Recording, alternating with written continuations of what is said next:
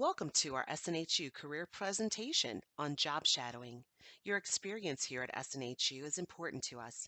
It is our policy and practice to create an inclusive and accessible learning environment. If there are any aspects of this presentation that presents any barriers to accessibility, please notify our Online Accessibility Center, OAC, as soon as possible at 866 305 9430. You can also email them at oac@snhu.edu. This video includes closed caption for the hearing impaired. Simply click on the CC logo at the bottom of the video as shown here. My name is Sonia, and I'm a career advisor here at SNHU. My colleague Lori and I have compiled some information on job shadowing experiences, which allows a student, employee, or an intern to gain comprehensive knowledge about what an employee who holds a particular job does every day. It provides a far richer experience than reading a job description or doing an informational interview during which an employee describes his or her work. It is a real-world immersion experience that will allow you to spend the day with someone who currently works in a job that you believe is one that you wish to perform in the future. This is something that can also be done remotely or virtually in some cases. Whether you choose to do this in person or remotely, there are specific benefits to job shadowing. Some of the benefits of job shadowing are as follows. It allows you to get an insight into the working life of the profession. It enables you to get insight into the employer and organizational culture. It offers you a different perspective on your work by learning from others' experiences. It expands your network and helps you make professional contacts. It gives you the chance to reflect on your own professional practice, and it informs you about the daily joys and struggles of the profession and its limitations.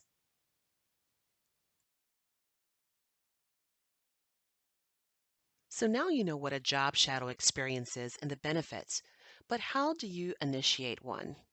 First, you'll want to research careers that interest you.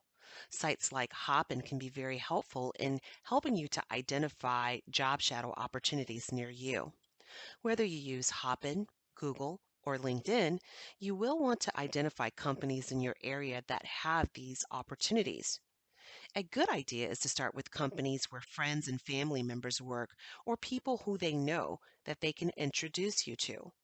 Watch our webinar on networking to learn more about how to build and leverage your professional network.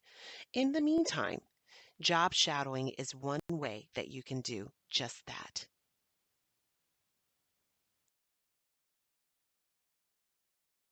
As mentioned, Hopin is a great site to tap into when seeking job shadowing opportunities, but there are some additional sites you could reference to identify virtual job shadow experiences. The following organizations allow you to participate in virtual job shadows wherever you live in the country. Watermark Retirement Communities is a nationwide organization with over 50 locations, as well as a corporate office in Arizona. They offer a wide variety of healthcare, business, and corporate job shadowing opportunities. Work Opportunities Unlimited has opportunities for social science and business majors and locations in 7 states. K-12 has opportunities for education majors and provides online education designed as an alternative to traditional on-site education for public school students from kindergarten to the 12th grade. And Amica provides auto, home, and life insurance and has over 44 locations nationwide, with their corporate office located in Rhode Island. They offer positions in business as well as other majors. Links to their informational videos can be found below this video on YouTube if you're interested in learning more. But as you can see, there are a variety of ways for you to connect with companies to schedule a job shadow work experience. Your next step is to start by reaching out to those companies or individuals in your network to ask about initiating your job shadow experience. It's ideal for you to start your job shadowing efforts through your personal or professional network. However, in some cases, you may have to start with a cold call. This means that you'll have to take the initiative to pick up the phone and place the call directly to the company yourself without a warm referral from someone you know. If you don't know anyone at a company when you place that call, don't be afraid to ask for someone in human resources, or you can simply reach out to someone by email. In the event that you can't reach someone in HR, contact someone directly in the department with which you are interested. LinkedIn is a great way to determine who's who in an organization, so when you call and get the receptionist, you can simply ask for that person. If you don't know the name of the person and you're seeking the name of an individual, it may be more difficult to get by the gatekeeper, in this case, the receptionist. So utilize LinkedIn to source individuals within the organization that you can directly reach out to.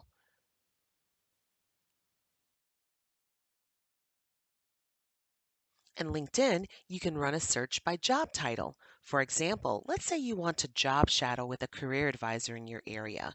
You can also filter your search by company names or location to identify potential professionals to job shadow. This is one example of how you can identify specific individuals to reach out to.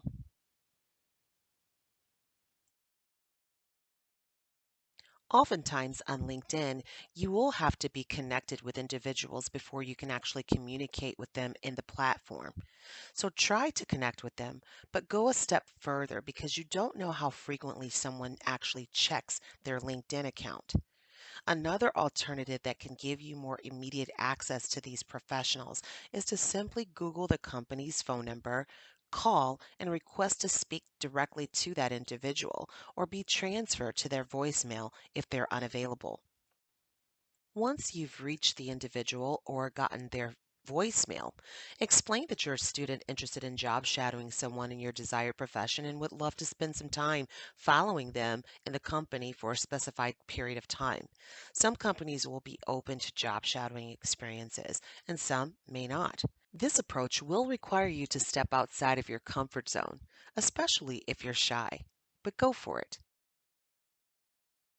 Your ability to confidently communicate and take initiative to make that call are actually indicative of outstanding interpersonal skills. In some cases, outstanding key performance indicators of how well you would communicate as a potential employee. While this is not a formal interview process, the impression you make from the onset of that call can be of great benefit to you hearing a yes on the other end of that call and moving forward with the job shadowing experience. To manage your expectations, do expect to hear some no's along the way. It's a part of the process. Hiring managers and certain employees are called all day by people with different agendas. This can be a bit tiring for a busy professional, so don't let the no's deter you. It is normal to feel nervous, especially when you start to get a few rejections, but take it in stride and move on to the next person until you hear yes. This could take a week, it could take a month, but your persistence and patience is key. There are actually professionals out there who are welcome to these type of opportunities and are more than willing to help you out. That is why tapping into your personal and professional network is highly recommended. However, a cold call can open up doors you've never imagined. If you need help practicing these types of conversations, call your career advisor and talk to them about your outreach plans, and they will be able to coach you on how to have these conversations. Developing a strong elevator pitch is the first step to courageously introducing yourself to new people. Below, you'll find a link on how to create one. As mentioned, once you get the go ahead to schedule your job shadow opportunity, discuss when would be the best time for them to accommodate the experience and how long you can job shadow, including the days and the hours. In essence, you need to understand the terms of the job shadow experience. Some companies may need you to sign a non disclosure or confidentiality agreement as a part of your job shadow experience to protect their business and intellectual property. This is not always the case, but it may be required, contingent on the type of occupation you will be shadowing. But do keep this in mind so that you're not caught off guard. You will want to prepare for your job shadow experience in advance of attending. The more prepared you are, the more you will get out of the experience. Here are some questions that you can ask the employer during your in person or virtual job shadow. This is about your professional growth and development. So think about all of the questions that you have about the job that you want. Take a pen and pad folio to take notes and write additional questions as they come up. Once you've established your job shadow experience, it's time to prepare. The first thing that you want to do is research. Doing your research beforehand will give you context for conversations, processes, and meetings that you'll experience throughout the day. This follow up research is crucial and shows that you're well prepared for the experience and you take it seriously. You do want to show up on time and keep your appointment. Life happens, but remember you are stepping into an opportunity that the employer has afforded you. They did not have to do this, so treat it like a full time job. Not only is this professional, but it sets the precedent for a great experience and leaves a good impression of you professionally. Although you're not there for a formal interview, you are being observed, and the impression you make during the experience could potentially lead to a job opportunity. So, once again, take it very seriously. That employer has taken time out of their schedule to schedule this so that they could accommodate someone following them throughout the day. And if you have to reschedule it, you want to make sure it's for a really valid reason. The third thing you want to do is dress professionally, keeping the company culture in mind, of course. Ask the person who facilitated the job shadow experience about the appropriate attire and then wear that attire because that will be acceptable for that organization. Your job shadow experience is not a time for you to be timid. You are not just there to observe, but you want to learn. And in order to do this, you should be active and present. So speak up and ask questions as they come up because this demonstrates your interest. You do want to exercise good judgment when doing so. You want to be inquisitive but not too disruptive if you attend meetings. Find a happy medium. Ask clarifying questions that are on topic and then write additional questions for a follow up meeting or send a follow up email. Use this time to talk about your academic and career paths and how the job aligns with your long term career interests. Keep in mind that job shadowing is an experience in career exploration, and it may reveal that you don't really like that particular career path after all. If this is the case, keep that observation to yourself. Remain professional and fulfill your planned obligation to the job shadowing experience. This gives you an opportunity to learn more about other functional areas in the organization that you may want to consider. In addition, even if you don't like the job function, you may like the person, the company culture, and they may like you. So cultivate those new found relationships with a positive attitude towards the experience, even if it makes you realize it's not really the job for you. Job shadowing is an opportunity to grow your professional network and meet people you've never met before who work in your field of interest.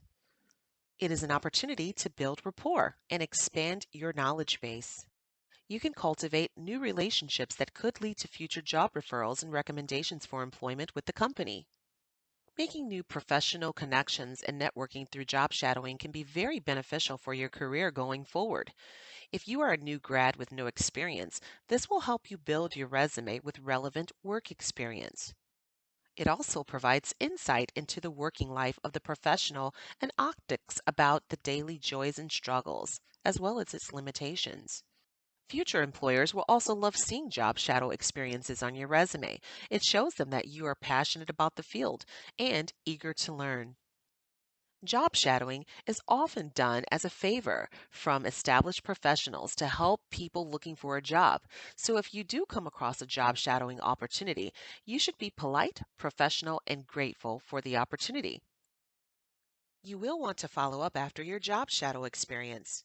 Be sure to write a thank you note to the employee for giving you the opportunity to learn from them. This can include anyone you met during the experience who made a great impression upon you. Grab their business card before you leave for the day and let them know that you're interested in keeping in touch. You can even connect with them on LinkedIn, a critical follow up task to any networking effort for ongoing connection and interactions beyond the job shadow experience.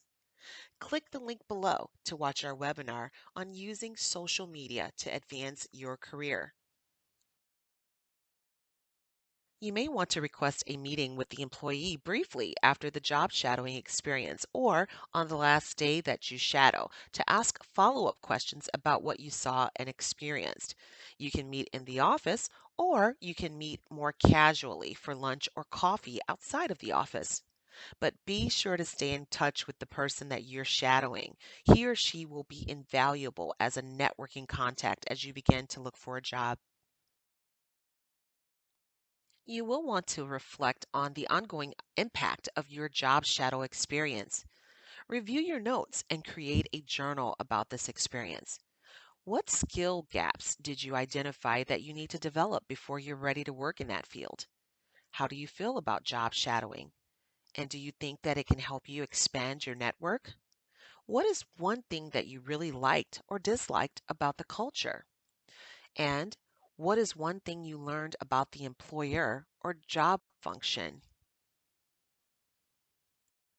Once you've participated in a job shadow, perhaps you could do three of them to compare how that particular profession or job title looks in a different company or industry. For example, an accounting student could job shadow at a huge corporate accounting firm and then do another job shadow at a corporation inside of an accounting department in different industries to see how the accounting experience differs based on the setting they work in. No matter what your career path happens to be, job shadowing is a great way to learn, identify skill gaps, and build your professional network to prepare you for your future job search. We realize that this is a short presentation, and if you would prefer more one-on-one assistance with your resume, cover letter, mock interviews, or even job search strategies, our dedicated career team is here to help you. Contact us today. My name is Sonia from SNH2 Career. Thank you for watching.